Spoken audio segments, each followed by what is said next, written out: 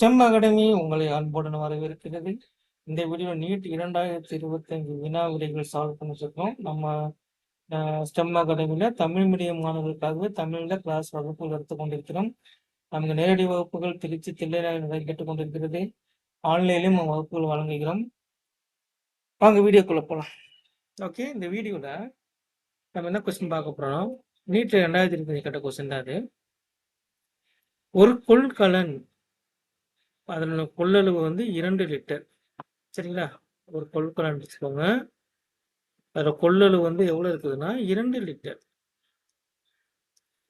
இன்னொரு கொள்கலன் இருக்கு, அதோட கொள்ளளவு 3 லிட்டர்.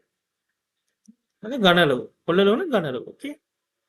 இரு அறைகளாக அளவுடைய இரு அறைகளாக ஒரு வெப்ப கடத்தா வட்டையை கொண்டு பிரிக்கப்பட்டுள்ளது. நடுவில் ஒரு வால் இருக்கு, செவுரு இருக்கு. அது என்ன பண்ணக்கூடாது? வெப்பத்தை கடத்தக்கூடாது.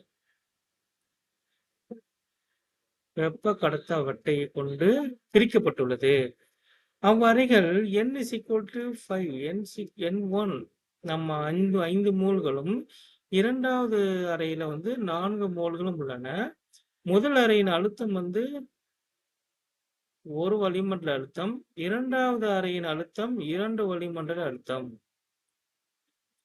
இந்த தடுப்பானது நீக்கப்படும் போது இக்கலவை அடையும் சமநிலை அழுத்தம் என்ன? இதுக்கு நல்ல ஃபார்முலா இருக்கு.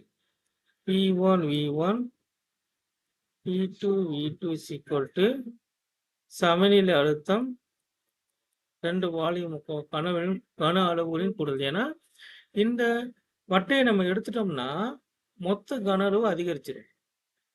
அதிகரிச்சதுக்கு அப்புறம் அழுத்தம் மாறும். இந்த மாறக்கூடிய அழுத்தம் தான் கேட்குறாங்க. P1 1 atmospheric pressure, V1 2